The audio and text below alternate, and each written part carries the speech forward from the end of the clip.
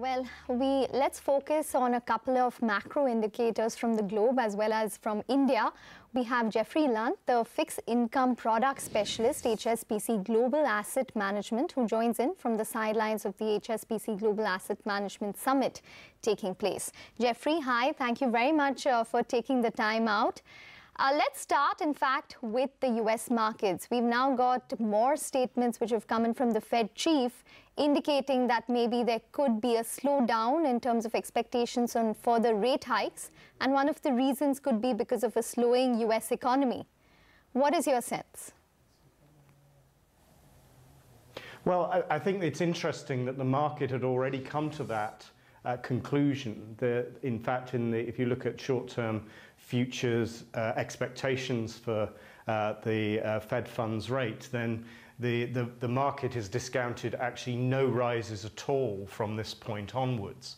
And therefore, I think that this is something that perhaps the Fed have been looking at, and they are accepting that there are some significant headwinds for the US economy moving into 2019.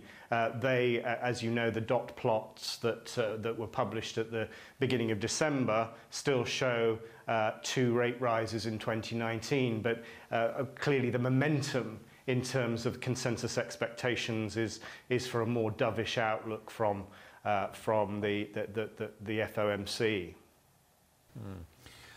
But this dovishness would be enough to save the market in case data continues to deteriorate, because I mean high frequency data, a lot of which we are getting, is showing a significant amount of deterioration, right? So while the Fed will not it's a bit of a puzzle, isn't it? Because just a quick point. So while the Fed will not increase rates, but if data continues to get worse and worse, can the Fed do very much to save the day in that sense? I mean, does it have the policy tools required now? Well, I think it does. I think that, I mean, clearly we do have some cushion now in terms of interest rates. When you look, for instance, what's happening in Europe with the ECB, with negative interest rates, with Japan, they still have policy tools, non-conventional ways of easing. The Fed aren't even anywhere near that position.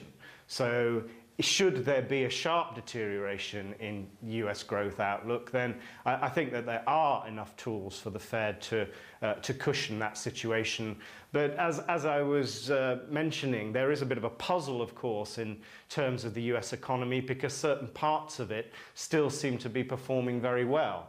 And so from that perspective, I think that the Fed, and I think this is a good thing, that the FOMC has become more data dependent. And so they'll be watching those economic indicators very closely and taking action accordingly. So I think that that is a more healthy situation than perhaps we were in at the beginning of 2018, when the forecasts were for several rate rises, which I think that the FOMC felt that they had to implement in order to get rates back to a neutral level. And that there was a less flexibility perhaps than they have now. Geoffrey, coming to India now, what's your expectation from the Reserve Bank of India? On one hand, we have inflation, food inflation, which is resulting in lower inflation readings for us. But on the other hand, we have Brent crude, which has managed to spike back above to $60, $61 per barrel. In that context, do you think that the RBI would probably hold or maybe even cut rates? Well, I think that, again, you've had a very substantial change of outlook in terms of Indian monetary policy, because on top of that you've had a change of personnel at the Reserve Bank, and you have had that dramatic fall in oil prices, notwithstanding the slight bounce that we've seen since. But Indian inflation has clearly surprised to the downside over a period of very many months now. We think that that is partly a secular reduction in Indian inflation, which is driven by positive supply-side dynamics and increased productivity, particularly on the agricultural side. And there doesn't seem to be obvious reasons now why the RBI should continue on that tightening path. So we would agree with you that the question perhaps now is whether there will be some capacity to ease interest rates before the end of 2019. I think that, again, it's probably data dependent. I think it's still a little bit too early to say that we'll have interest rate cuts because, as you mentioned, a lot of that reduction in inflation has come from non-core prices, so particularly food, and that will have base effects which should mean that the headline inflation rates rises somewhat in the next few months. So we'll have to watch the oil price, as you say, and we'll have to watch the rest of the indicators from the Indian economy. But that, we think, makes Indian domestic bonds good value because there is now significant steepness in the yield curve with short-term interest rates at 6.5%, but you still get 7.5% in terms of 10-year. A little bit more than 7.5% in Indian 10-year bonds. That, to us, in an environment where we're not expecting further rises, that strikes us as being quite attractive. Jeff, so all in all, are equities and risk assets in a good place for 2019? Well, in terms of our central scenario, which is that growth will moderate modestly over the course of 2019 and inflation will remain low, you'd have to say yes. And I think that that's the big difference as we move into 2019 compared to at the beginning of 2018, where certain risk assets, particularly on the fixed income side, were looking quite expensive. And we have had a reassessment there. We have had a repricing, which has meant that some of those assets, particularly on the credit side, are looking much better value. And we would also say the same in terms of emerging market assets as well, both on the fixed income and the equity side, that given that we may be moving towards the end game in terms of interest rate cycles in a number of parts of the world, then these assets are more attractive now as we move into 2019. So yes, I think that despite the nervousness that is being brought about by some of the volatility that we've seen in markets, particularly over the second half of December and in the first few days of 2019, that actually that we find the pricing now attractive across risk markets, given what we're expecting to happen to the economy. All right, Jeff, we're going to leave it on that note. It's been a pleasure. Thank you very much for joining in and speaking with us. So that's the view coming in from HSBC on the Fed as well as India. We need to get talking about the technicals of the market now. Ashwini Gujral is with us to tell us what he's strategizing.